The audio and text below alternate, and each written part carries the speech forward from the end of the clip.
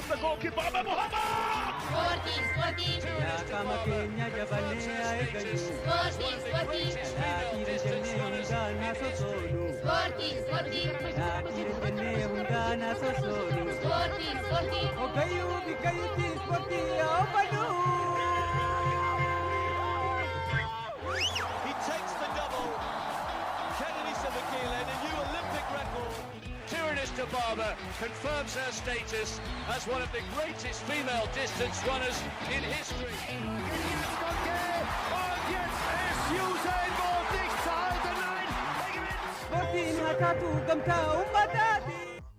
Qidduus Giyoorgis morkattoota isaanii injifachuudhaan waancaadhaaf kan darbanii darbii magaalaa Finfinneetiin kaleessa Qidduus Giyoorgis goolii 2-0 durfamu irraa ka'uudhaan goolii 3 galchuudhaan 3-2 buna Itoophiyaa injifachuudhaan murkii waancaaf darbuusaa kan beekate Qidduus Giyoorgis bunni Itoophiyaa goolii 2-0 dursaa ture carraa kana dabarsee Qidduus Giyoorgis fi kan inni kennuuf dirqamee deeqaa tokkoffaatti Abubakar Adamuu 28ffaatamu Bafiqaaduu Alamuu goolii galchaniin bunni Itoophiyaa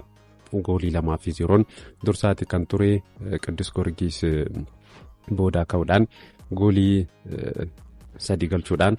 tapha kana kan injifatee taphichaan taphataan sirra fuulduraa kan Qidduus Giyoorgis Biiniyaam Fiqiree goolii 2 kan galchee taphataan Adaamaa duraanii jijjiirraa kan darbeen buna Itoophiyaaf kan mallatteessee Fuwaad Ibraahim goolii garee ofiirratti galcheen Qidduus Giyoorgis tapha kana kan inni injifatee goolii 3-2 injifatee xumuraaf darbuusaa mirkaneeffateera. Qidduus Giyoorgis darbiin magaalaa Finfinnee kun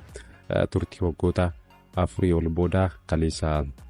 magaalaa Finfinneetti kan taphatame kaleessuma tapha biraatiin Machaalii fi Elektiriik waliin morkachuudhaan Machaal goolii 1-0 tapha kana kan injifatee deeqaa 13ffaatti Kolan Koofii goolii injifannoo kan Machaal taphataa galchee Machaalii fi Qidduus Giyoorgis shaampiyoonummaadhaaf kan waliin morkatan ni ta'a. Odeeffannoo biyya keessaa biraattoon darbuu atileetiksiidhaan wal qabatee maaraatoonii Chicaagoo dilbata dhufuuf fiigamuun atileetonni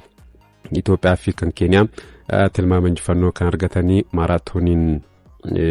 kun atileetiksii addunyaatiin sadarkaa pilaatiiniyemii kan argateedha. Dubaraan atileetonni Itoophiyaa hedduu qooda ni fudhatu. Magartuu Alamuu, Hawwii Fayyisaa, Badhaatuu Hirphaa Heevanaayiluu akkasumas immoo Ejjigaayyoo Taayyee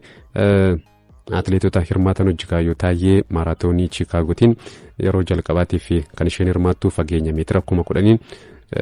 Itoophiyaa bakka bu'uudhaan hirmaachaa akka turte ni beekama. Maaraatoonii Chicaagoo dilbata dhufuu dorgomu kanaan dubaraan Magartuu Alamuu tilmaama injifannoo jalqabaa atileetii argatte. Atileetiin kun maaraatooniidhaan sa'aatii 2:16 fi sekoondii 34 galmeessuudhaan sa'aatii fooyyee atileetota qaban keessaa jalqaba irratti kan argamtu. Murkii dhiiraan ammoo Seefuu Turaa fi Useeddiin Muhammad ni hirmaatu. Kan Keeniyaa Joon Kooriir tilmaama injifannoo atileetii argatee fageenyaan sa'aatii 2:2 fi sekoondii 44 kan inni galmeesse. Timootii Kiplaagaat, Samuus Kibrito, Bashir Abdii, Jaakob Kiplimo, Joofrii Kaamoror atileetota hirmaatan keessaa kunneen muraasa. Bara darbee dhiiraan Joon Kooriir atileetii Keeniyaa kanaatu injifateetti kan ture. Bara kanas shaampiyoonummaa isaarra deebi'uudhaaf fi shaampiyoonii ta'uudhaaf qophii akka ta'e kan dubbatee. Bara 2021 Seefuu Turaa atileetiin Itoophiyaa erga injifatee waggoota 4 darban atileetiin Itoophiyaa injifatee hin beeku jechuudha. Odeeffannoo kan gulaalli waancaa addunyaa kan biyyoota Afrikaatti yoon darbu gulaalli waancaa addunyaa biyyoota Afrikaattiin kaleessa Aljeeriyaan hirmaannaa waancaa addunyaa kan bara 2026 kan isheen argattee ramaddii faatiin Burundiin Keeniyaa waliin morkachuudhaan Keeniyaan tapha kanaan goolii dhiifama goolii 1-0dhaan Keeniyaan tapha kana kan isheen injifatee deeqaa 73ffaatti Rayaan Ogaam goolii injifannoo kan Keeniyaa taphataa galchee taphichaan deeqaa ja'affaarratti beemama taphataan Burundii kaardii akka diimaadhaan dirreedhaa kan bahe biyyoonni lachanuu Burundii fi Keeniyaan waancaa addunyaatiif akka hin darbine dursanii biyyoota mirkaneeffatanii Keeniyaan qabxii 12 Burundiin ammoo qabxii 10 sadarkaa sadaffaa fi shanaffaarratti kan isaan argaman ramaddii gaattiin ammoo Botswaanaan Yuugaandaa waliin morkachuudhaan Yuugaandaan goolii 1-0 tapha kana kan injifattee Moozaambiik Giiniidhaan 2-1 yommuu tamtu Aljeeriyaan 3-0 Somaaliyaa kan injifattee ramaddii haattiin ammoo Laayibeeriyaan Naamibiyaa waliin taphachuudhaan Laayibeeriyaan 3-1 tapha kana kan injifattee Naamibiyaan qabxii 15 Laayibeeriyaan qabxii 14 waancaa addunyaatiif akka hin darbine dursanii kan isaan beekatanii Tuuniiziyaan qabxii 22 walitti qabachuudhaan waancaa addunyaatiif darbu kan isheen mirkaneeffatte Aljeeriyaan waancaa addunyaatiif darbu kan mirkaneeffatte kaleessa goolii 3-0 Somaaliyaa kan injifattee taphichaa Mohamed Amuro goolii 2 kan galchee taphataan sarara fuuldura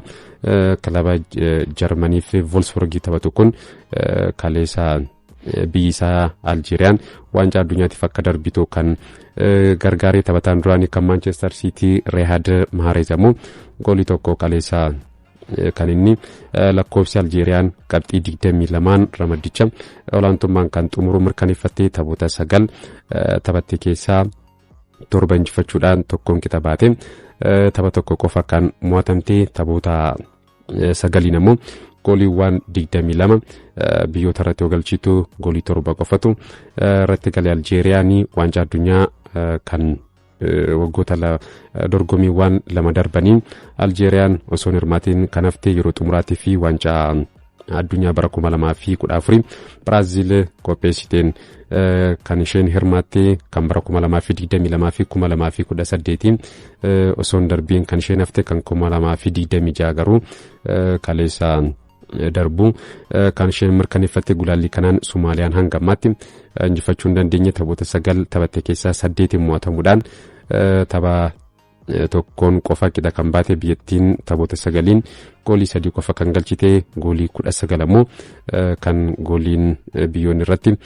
galchanii ramaddii kanaan Yuugaandaa akkasumas ammoo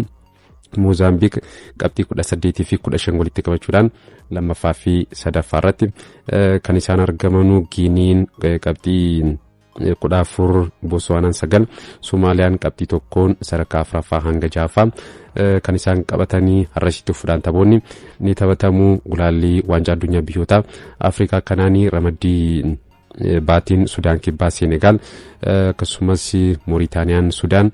Togoon Riippaabilika Dimokiraataa Koongoo waliin kan morkatanitaa ramaddii kanaan biyyoonni 3 carraa darbuu kan isaan qabanu caalatti garuu Senegaalii fi Riippaabilika Dimokiraataa Koongoo carraa bal'aadha kan isaan qabanu garaagarummaa qabxii lamaan kan isaan wal caalanu Senegaal qabxii 18 Riippaabilika Dimokiraataa Koongoo qabxii 16 tokkoffaa fi lammaffaa irratti kan isaan argamanu har'a Senegaal injifattee Riippaabilika Dimokiraataa Koongoo kan mo'amtu taanaan Senegaal hirmaannaa waancaa addunyaa kan 2026 argachuu kan mirkaneeffattu ni ta'a ramaddii caatiin Leesottoon Naayijeeriyaa Ruwaandaan Beeniin Zimbaabuween Afrikaa kibbaa waliin kan morkataa ni ta'a ramaddii kanaanis Beeniin Afrikaa kibbaa Naayijeeriyaa fi Ruwaandaa biyyoonni afran kunneen carraa darbuu biyyoota qabanii Beeniin akkasumas ammoo Afrikaa kibbaa qabxii qixa 14 walitti qabachuudhaan sadarkaa tokkoffaa fi lammaffaa irratti kan isaan argamanu Naayijeeriyaan qabxii 11 Ruwaandaan qabxii 11 garaagarummaa gooliitiin sadaffaa fi afuraffaa irratti kan isaan argamanu kanaaf taphni har'a Naayijeeriyaa Afrikaa kibbaa Ruwaandaa akkasumas ammoo Beeniiniif murteessaadha. Caalatti Naayijeeriyaan tapha kana dirqama injifachuudhaaf gara dirree kan seentu ni ta'a garaagarummaa qabxii 3 Beeniin akkasumas ammoo Afrikaa kibbaan Naayijeeriyaa kan isaan caalanu ramaddii faatiin Gaambiyaan Gaaboon Siisheels Koodivaar waliin kan morkatan ni ta'a ramaddii kana Koodivaar dursaati kan isheen jirtu gulaallii waancaa addunyaa kan biyyoota Awurooppaatiin ammoo kaleessa Odolli Faaroo Montenegro goolii 4-0 Odolli Faaroo kan isheen injifattee tapha goolii hedduu irratti galeen ammoo Austriyaan yandoo goolii San Marino irratti kan roobsite goolii 10-0 San Marino injifattee Austriyaan tapha kanaan Marko Arnautovic goolii 1-4 biyya isaa Austriyaadhaaf kan galche Steven Posic ammoo goolii 2 Austriyaadhaaf galchuudhaan Austriyaan goolii 10-0 injifachuun qabxii 3 kan isheen milkeeffattee tapha biraatiin Cyprus Bosnia Herzegovina waliin lama qixa kan isheen xumurtee Riippaabilika Cheekii fi Krooshaan ammoo goolii malee kan isaan xumuranii Belarus goolii 6-0 Deenimaarkiin kan mo'atamtee tapha kanaan Rasmus Hojlund goolii 2 kan galche deeqaa 19 fi 45 irratti goolii 2 galcheera Hojlund Naapoli keessattis goolii galchaa akka jiru ni beekama. Rasmus Hojlund taphataa Manchester Patrick Dorgonis deeqaa 45 irratti goolii tokko Deenimaarkiif kan galche Victor Frolet akkasumas ammoo Andreas Dreyer goolii waan hafan taphattoota galchanii Neezerlaandis dirree finaala Maaltaa waliin taphachuudhaan goolii 4-0 Neezerlaandis tapha kana kan injifattee tapha kanaan taphataan Liverpool Gakpoon goolii 2 galcheera kan Manchester City Tijani Reinders ammoo goolii tokko kan galchee Memphis Depay nis goolii tokko dabaluudhaan Neezerlaandis goolii 4-0 injifachuudhaan qabxii 3 gulaalii kanaan kan argatte Scotland 3-1 Greece kan injifatte Christie akkasumas Ferguson fi Daikis goolii injifannoo kan Scotland taphattoota galchan arasitti fuudhaan gulaalii waancaa addunyaa biyyoota Awurooppaatiin taphoonni taphatamu Jarmaniin Luxembourg waliin akkasumas ammoo Ireland kaabaa Slovaakiyaa waliin ramaddii aatiin sa'aatii 3:45 irraa galuudhaan kan waliin morkatan ta'a ramaddii baatiin ammoo Kosovoon Sloveeniyaa Siwiidin Switzerland waliin kan morkatan ta'a ramaddii daatiin France Azerbaijan Iceland Ukraine ramaddii jaatiin ammoo Kazakhstan Liechtenstein Belgium Estonia kaabaa waliin kan morkatan ta'a tapha madaalii ga'umsaa yookiin taphoota michooma kaleessa taphataman ta'uun darbu Roomaaniyaan goolii 2-1 Moldova kan injifattee England ammoo Wales waliin taphachuudhaan England goolii 3-0 tapha kana kan injifattee Morgan Rogers Oli Watkins fi Bukayo Saka goolii injifannoo kan England galchaniiru taphattoonni Aston Villa lamaan Morgan Rogers fi Oli Watkins kaleessa goolii tokko kan isaan biyya isaanii Englandiif kan galchanii taphataan Crystal Palace kilaboota hedduun barbaadamaatii jiru Mark Geehin kubbaa goolii galan 2 Rogers fi Oli Watkins fi kan inni mijeessee kenne taphataan sarara fuuldura Arsenal Bukayo Saakaan goolii hawwatu kaleessas Englandiif kan galchee Poland 1-0 New Zealand tapha injifatteen Piotr Zeleniski goolii injifannoo kan Poland kan galchee Morocco goolii 1-0 Bahareen kan injifattee sa'aatiin idilee xumuramee deeqaa qisaasee 94 irratti Elyamik goolii injifannoo kan Chelseadhaan wal qabatee odeeffannoo harkatafan muraasa simbiraan ga'uudhaa fi Cole Palmer yeroo jedhametti gara direettiin deebi'u kan jedhame turbeewwan dabalataatii fi Chelseadhaaf akkan taphanne kilabichi kan beeksise sababa miidhamaatiin Chelseadhaaf taphachaa kan jiranii beekama tapha Manchester United fi Chelsea Old Traffordtti Manchester United 2-1 injifateen miidhamarraa guutumatti osoo hin bayyanatiin taphachuun isaa ni beekama. Cole Palmer daqiiqaa 21 irratti jijjiiramee dirreedhaa kan ba'e erga jijjiiramee bahee booda garuu Chelseadhaaf hin taphanne taphoota internaashinaala booda ni deebi'aaf eegamaatti kan ture leenjisaan Chelsea Enzo Marescaan hanga taphoota internaashinaala kan onkololeessaatti hin taphatu jechuudhaan dubbataniiti kan turanii yeroo jedhametti osoo hin taane hanga sadaasaatti hin taphatu kan jedhame sababa kanaan taphoota Premier League England Champions League Awurooppaa fi akkasumas ammoo Carabao England akka jala darbuudha kan gabaafamee tapha Chelsea Premier League Englandiin Nottingham Forest Sunderland Tottenham waliin taphatu akkasumas Carabao England Wolves waliin Champions League Europaatiin ammoo tapha Chelsea Ajax waliin taphatuun Cole Palmer kan taphanne kilabiin isaa Chelsea kan inni beekse miidhama taphattootatti wal qabatee Paul Pogba innis yeroo jedhametti gara dirreetti hin deebi'u kan jedhame jijjiirraa ganna darbeen Paul Pogbaan adabbii isaa xumuruudhaan Monacoodhaa fi mallatteessuun isaa ni beekama ta'us sababa miidhamaatiin hanga ammatti Monacoodhaa fi